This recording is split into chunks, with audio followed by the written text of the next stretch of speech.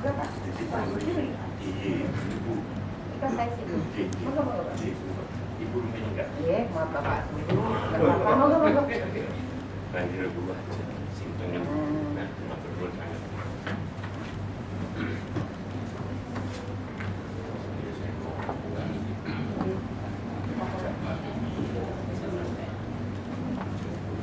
Assalamualaikum warahmatullahi wabarakatuh.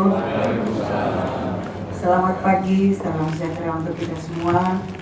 Yang terhormat PLT Wali Kota Semarang, Ibu Insinyur Hajah Heferita Gunaryanti Rahayu MSOS.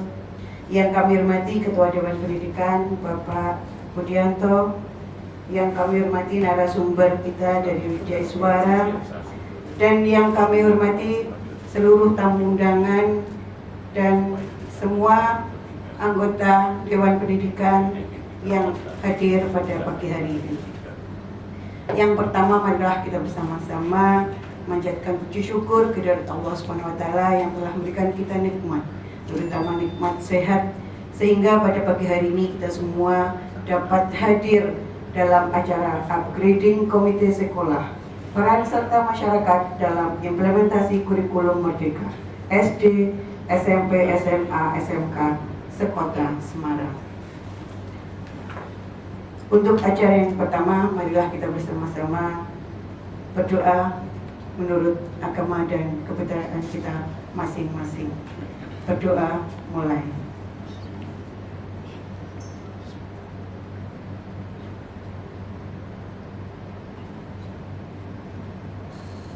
Selesai.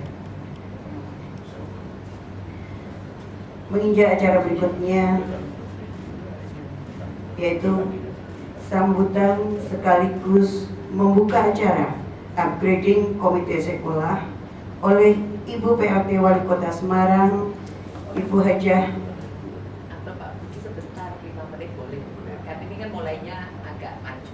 Oh begitu, masih boleh Ibu? Boleh. Oh iya. Kami ralat kepada Ibu.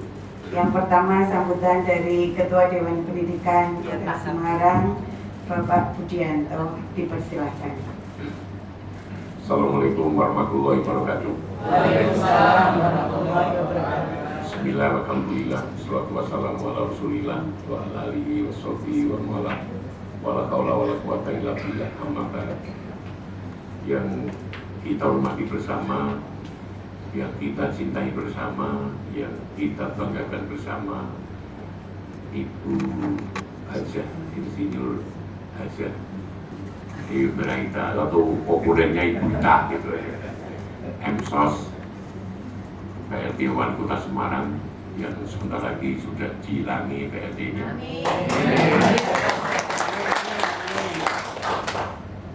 Matur nuwun sangat Ibu, mendengar ceritanya Judan, semua kegiatan di nomor 2 kan, tapi yang di nomor 1 kan komite sekolah bersama Dewan Pendidikan.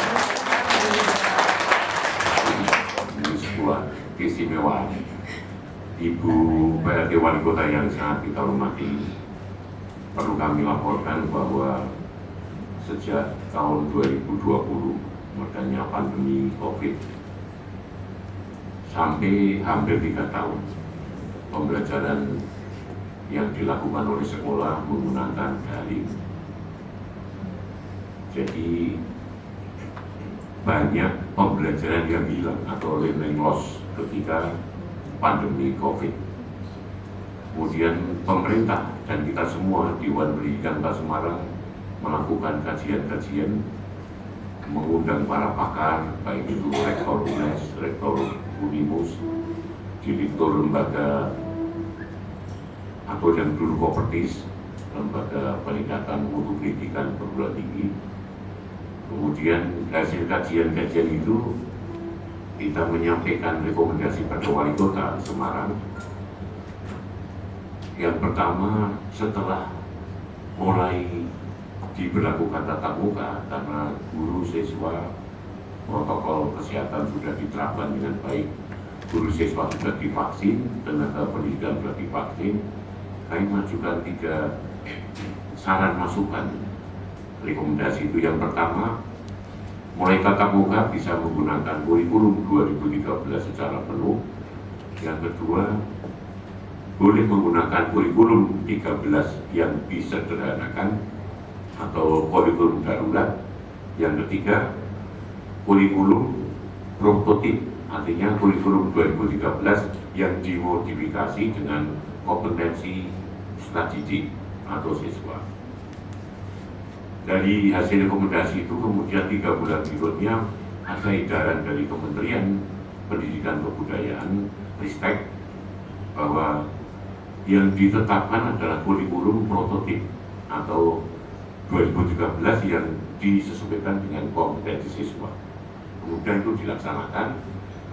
Tidak lama kemudian lahirlah program pemerintah yang disebut dengan PSP, Program Sekolah Penggerak. Artinya program ini adalah untuk mempercepat mutu pendidikan yang harus ditempuh 3 tahun bisa dilakukan 1 atau 2 tahun.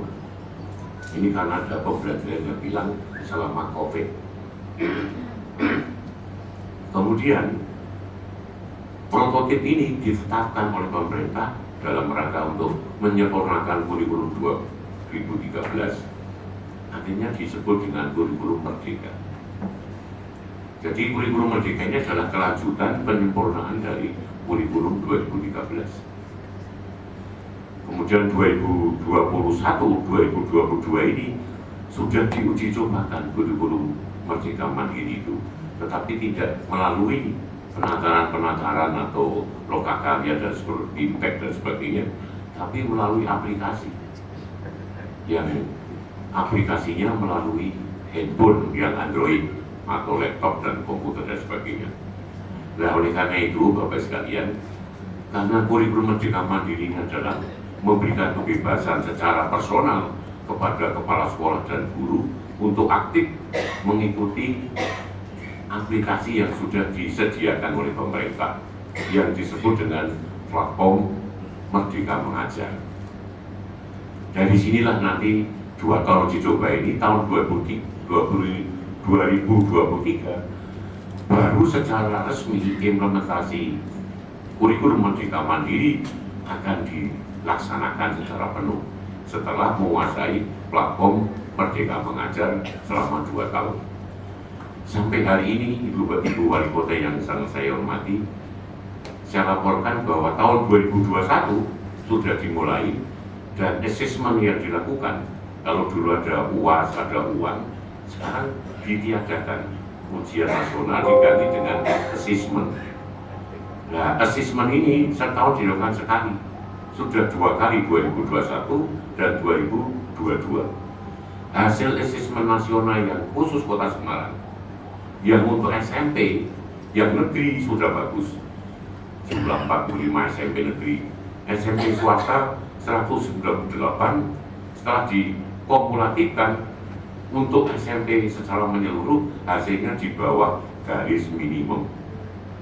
Jadi garisnya hijau itu, kalau yang biru sudah di atas minimum atau tidak maksimum. Kemudian yang SD lebih di bawah lagi, yang pendidikan PAUD lebih di bawah lagi. Ini hasil asesmen nasional. Kemudian laporan dari informasi dari Kementerian melalui Balai Besar Penjaminan Mutu Pendidikan bahwa hasil dashboard platform Merdeka Mandiri, platform Merdeka Mengajar, ini Semarang ketika itu 2021 itu nomor 34 dari 35 kabupaten kota. Kemudian Dewan Pendidikan mengadakan sosialisasi mulai dari kepala sekolah SMP, SD, PAUD sampai SMA SMK. Walaupun SMA SMK ini naungan gubernur Dewan Pendidikan Provinsi, tetapi karena yang dinilai itu wilayah perjailan, sehingga ngikut penilaian kabupaten kota. Hasil dashboard tiap 2 minggu sekali Ibu saya laporkan, dari 34 berubah menjadi 29, 28, kemudian 22, kemudian naik mengejutkan menjadi 9, kemudian 6, 4, 3 itu, ranking 3 se-Jawa Tengah. Sekarang turun menjadi 7 dan hari kemarin menjadi 11. Sekarang ini kira-kira minggu ini 13. Oleh karena itu Bapak sekalian, ini setelah kami ikuti, cermati, penyebabnya adalah prosentase yang SMA SMK ini belum sesuai dengan harapan kita. Yang SMP sudah, yang SD sama PAUD ini yang belum. Sehingga diberikan tiap minggu ketemu kepala sekolah SD sama PAUD per kecamatan itu supaya kita ngejar ketertinggalan. Saya sampaikan pada para kepala sekolah bahwa musuh kita itu Jakarta, Medan, Surabaya, kota-kota besar, bukan Demak, Purwodadi, Kabupaten Blora gitu ya, atau Cilacap. Kita kalah dengan Kabupaten Pemalang, kita kalah dengan daerah. Oleh karena itu dengan ini kami menghadirkan Bapak Ibu sekalian komite sekolah untuk atas nama masyarakat kita segera melakukan sesuatu, yaitu mendukung sekolah supaya bagaimana penguasaan platform Merdeka Mengajar ini segera bisa dikuasai dengan baik. Sehingga nanti pada saatnya sebelum ditetapkan oleh pemerintah implementasi kurikulum mandiri Merdeka Mandiri ini, kita sudah sekali-sekali kota Semarang, kota provinsi, ya harus ranking 1. Ini apalagi semangatnya beliau, ibu kita, ibu wali kota ini luar biasa. Oleh karena itu saya yakin nanti dengan dukungan sepenuhnya, dengan dorongan, dengan niat kita bersama beliau akan memberi support sepenuhnya pada kita semua, kepala sekolah, komite sekolah, untuk bersama-sama menyukseskan program pemerintah ini. Karena sekarang tiap hari itu pemerintah itu masuk, jadi kita ada guru yang login masuk di pusat, kemudian pusat disampaikan kepada kita, diklik begitu. Semarang yang semakin hebat, kata Balai Besar Penjaminan Mutu Pendidikan Jawa Tengah, tapi pendidikan belum hebat. Oleh karena tugas kita dalam rangka menyukseskan Semarang semakin hebat, khusus di bidang pendidikan, ini harus kita kejar sehingga Semarang betul-betul semakin hebat dan hebat semakin hebat. Ini kaitannya dengan masa depan bangsa, karena pendidikan ini Bapak sekalian, maju tidaknya sebuah bangsa itu sangat ditentukan oleh kualitas sumber daya manusia di segala bidang. Kualitas sumber daya manusia di segala bidang sangat ditentukan oleh mutu pendidikan di segala bidang. Mutu pendidikan di segala bidang sangat ditentukan oleh mutu guru dan dosen di segala bidang. Oleh karena itu, guru-guru yang bekerja di kota Semarang ini harus mempunyai kualitas, kompetensi yang bisa meningkatkan mutu pendidikan di kota Semarang. Semarang kan semakin hebat kalau kualitas sumber daya manusianya hebat-hebat gitu. Kira-kira itu Ibu yang bisa saya laporkan. Selanjutnya kami mohon arahan supaya cita-cita kita bersama Semarang semakin hebat, khususnya di bidang pendidikan ini bisa berhasil diridhoi oleh Allah Subhanahu wa taala. Amin ya rabbal alamin. Kurang lebihnya mohon maaf kalau ada tutur kata yang kurang berkenan pada Ibu Wali Kota, kami mohon maaf yang sebesar-besarnya.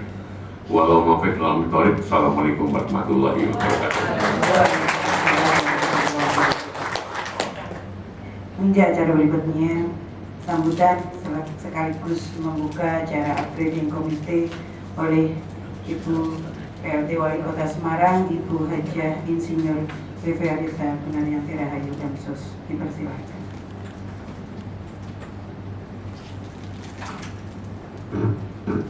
Bismillahirrahmanirrahim. Assalamualaikum warahmatullahi wabarakatuh. Selamat pagi, sugeng enjang, salam sejahtera bagi kita semuanya. Om Swastiastu, Namo Buddhaya, salam kebajikan. Yang tentu bersama-sama kita hormati, kita banggakan, serta kita cintai Bapak Ketua Dewan Pendidikan Kota Semarang, Bapak Dr. Andes Budianto SHM, sangat luar biasa. Beliau pagi-pagi sudah semangat untuk kegiatan ini. Kemudian narasumber Pak Sudaryanto belum rawuh ya? Sambung di. Loh kok belakang Pak malahan? Oh Pak, mana ini Pak? Mau ke Pak? Nanti kalau di belakang honornya lupa nanti Pak. Soalnya kalau nggak belum datang gitu, nanti malah saya salah gimana?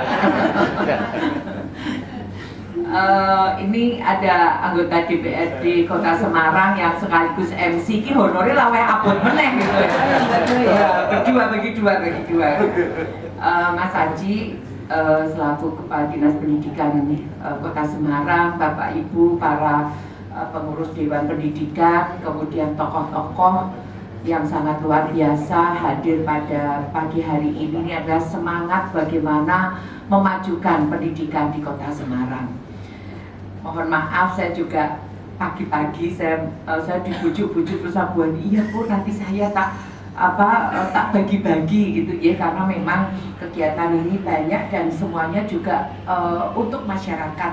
Dan nanti jam 9 Pak Budi saya mau mengadakan acara di Kelurahan Rejosari. Ini salah satu dari 7 titik yang miskinnya paling banyak, sehingga kami bareng-bareng, termasuk nanti Mukti Harjo ya Mbak ya, itu ada 7 itu yang kita keroyok bareng-bareng.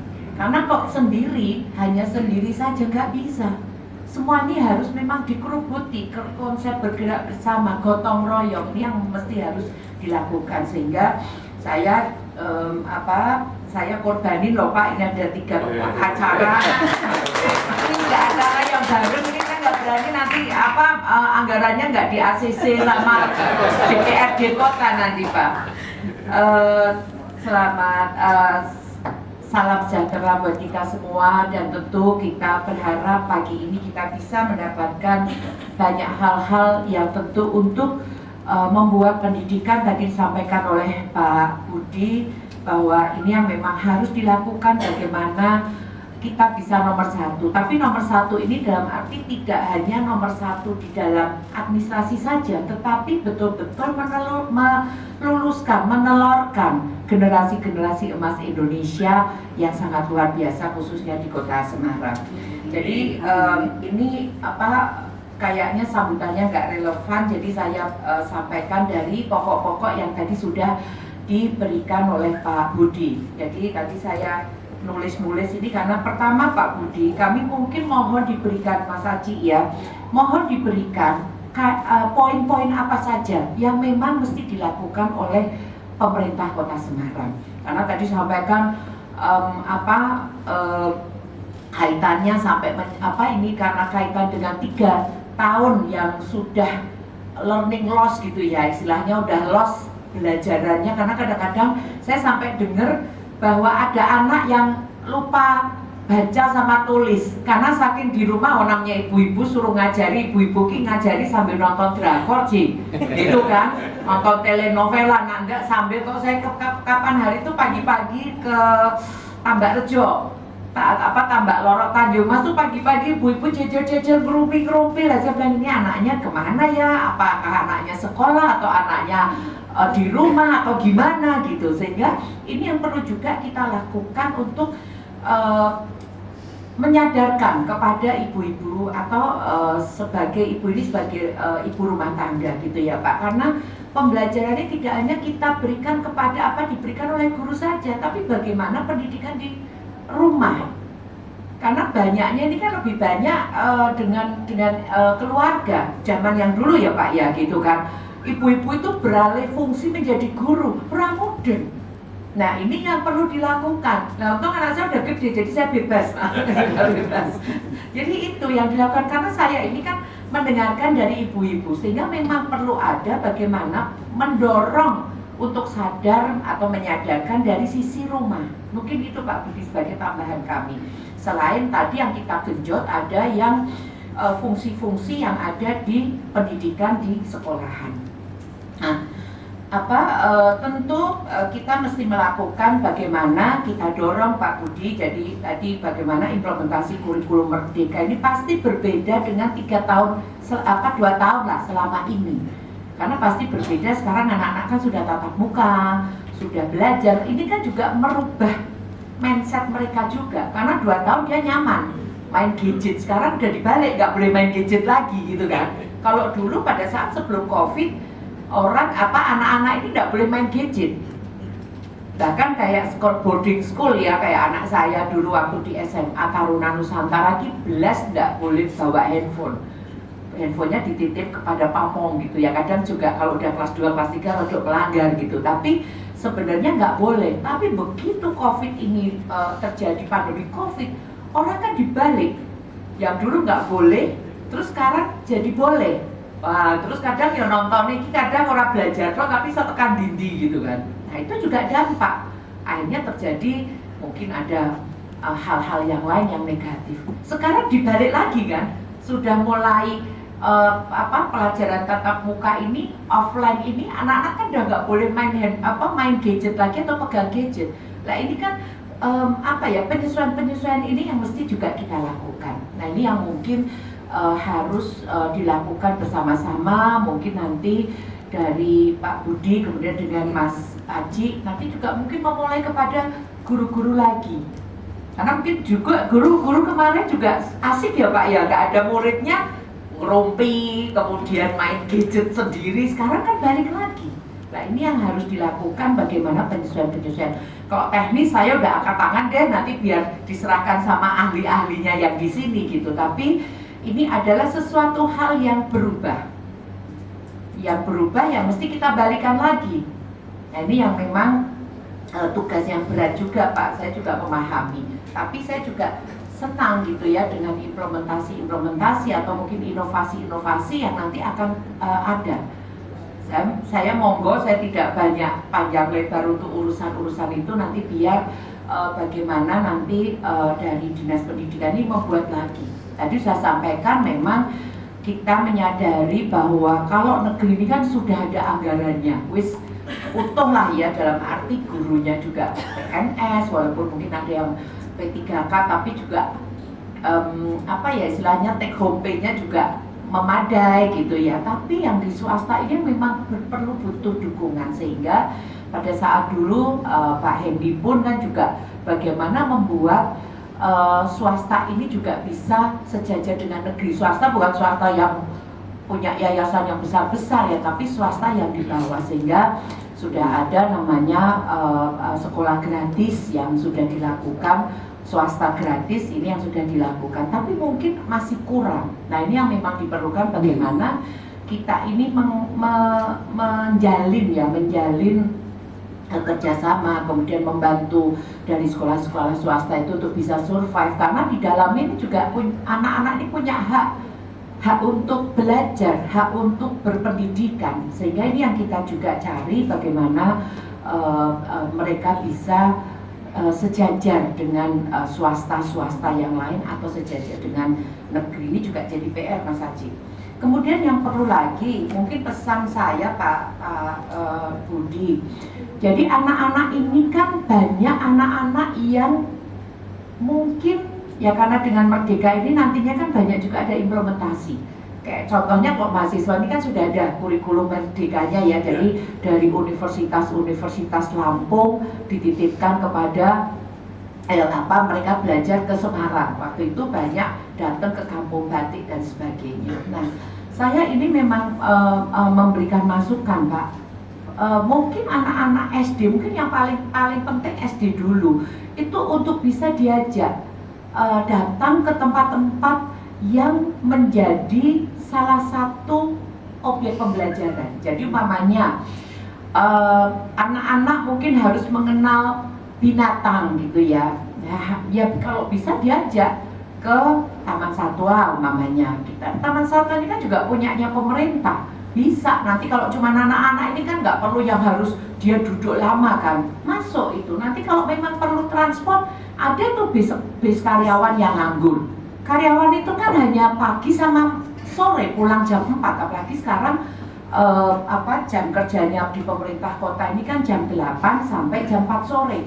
Lah yang siang ini bisa digunakan Pak, mungkin gantian, dan mungkin yang sekolah-sekolah yang SD blusuk-blusuk itu loh, yang masih pinggiran-pinggiran itu kan mereka butuh seperti itu. Contoh mungkin juga anak-anak untuk diajarkan gerakan menanam, karena sekarang ini petani-petani di Gunung Pati, di Mijen itu udah nggak ada turunannya. Mereka banyak yang tidak mau menjadi petani. Padahal sekarang ini yang menjadi problem di dunia ini adalah dua, energi sama pangan. Nah sekarang kalau pangannya pada tarik-tarikan, negara-negara lain itu sudah, malah Korea itu juga butuh tenaga pemuda-pemuda kita. Digaji loh Bu, Bapak 20 juta sebulan net itu di sana, dan dia kerjanya cuma 5 bulan. Saya waktu itu pernah kedatangan profesor dari Korea sana. Karena di Korea itu juga banyak lahan-lahan pertanian yang memang harus program dilaksanakan di sana. Nah sekarang sama di Indonesia ini kan juga krisis, lahannya banyak tapi orang-orang nggak ada yang mau jadi petani. Memang harus ada mekanisasi pertanian, jadi mungkin pertanian dengan teknologi-teknologi yang baik gitu ya ke depannya. Dan ini sudah dimulai dari Kementerian Pertanian. Ada mekanisasi pertanian dengan diberikan kayak nanam itu kan nggak mungkin sekarang nanam ki boyok ki kesel loh. Saya kan pernah nanam itu kan, apalagi nandur ini kan nanam mundur kan boyok ki lah. Sekarang kan udah ada transplanter, jadi udah tinggal jalankan toh. Kalau sawahnya itu luas pakainya mau pakai ada mobilnya itu, tapi kalau yang kecil pakai yang manual seperti itu. Saya mungkin tahu kayak gitu karena saya juga sering ke daerah-daerah Mijen, Gunung Pati di sana. Dan itu perlu didukung karena sebenarnya kalau kita bisa swasembada pangan itu sangat luar biasa, harga pasti murah sehingga nggak akan terjadi inflasi yang tinggi. Ini akan harus dipikir dari hulu sampai hilir. Mungkin Bapak Ibu nyampaikan loh ini Bu Ita ini wong pendidikan tekan pertanian nanam. Karena ini adalah memang cikal bakalnya Bapak Ibu. Kalau sekarang tidak ada petani lagi, tapi dibuat petani itu juga duitnya banyak. Enggak, karena mereka berpikir kan saya lebih enak kerja jadi buruh pabrik. Kalau nyon sewu kalau dia dari di tempat-tempat yang di wilayah Gunung Pati dan sebagainya. Nah ini yang kita perlukan, bagaimana menjadi petani modern. Nah ini yang kita buat, kita menjadi PR. Nah ini kan tapi kalau dari kecilnya tidak diajak untuk cinta terhadap nanam, gerakan menanam, dan ini Pak Budi kami sudah lakukan dengan Dinas Pertanian dan saya ini punya namanya sekolah berkebun. Saya ini karena senang cinta dengan pertanian, di rumah saya aja Pak Kaja ya Pak ya, Versa ya, itu saya punya tanaman sendiri. Jadi orang bilang lomboknya mahal, GP wong aku punya lombok langsung nyambel ki wah sampai sepedis wae ana lomboke gitu kan. Tomat juga ada. Itu sebenarnya lahannya kecil, tapi kita buat gerakan menanam. Sehingga nanti mau orang inflasi bicara di luar inflasi tinggi, biaya hidup mahal, nggak ada nanti di Kota Semarang. Karena kita sudah mulai cinta, anak-anak sudah mulai digerakkan menanam. Sehingga banyak ini yang kayak contoh di Kalibanteng Kidul ini sampai sekarang Jumat Berkahnya jalan. Karena mereka punya sayur-sayur yang ditanam di situ. Sehingga membantu wilayah Kalibanteng Kulon itu menjadi masyarakatnya nyaman. Nah ini yang diperlukan. Nah nanti sekolah-sekolah ini bisa. Contoh kayak SD Pendrikan itu ya, dia tanam dari mulai lombok, kemudian yang hidroponiknya kangkung, kemudian mungkin juga perlu juga Pak, ini mungkin yang perlu diterapkan juga. Ada namanya family school. Jadi ibu-ibunya atau orang tuanya itu datang pada hari Jumat itu ya sambil masak. Waktu itu panennya kangkung, menunya kangkung kabeh Bapak Ibu. Mulai petis kangkung, bobor kangkung, brambang asem kangkung, jadi namanya milih kabeh ki jebule kangkung kabeh gitu loh. Tapi itu sangat luar biasa, mereka pakaiin koki, orang tua, terus hasil-hasil tanamannya itu dibeli sama orang tua, hasil panennya, sehingga dia bisa beli benih lagi. Lah ini yang diperlukan. Banyak juga SMP yang sudah SMP Agrowiata ya, 39, 21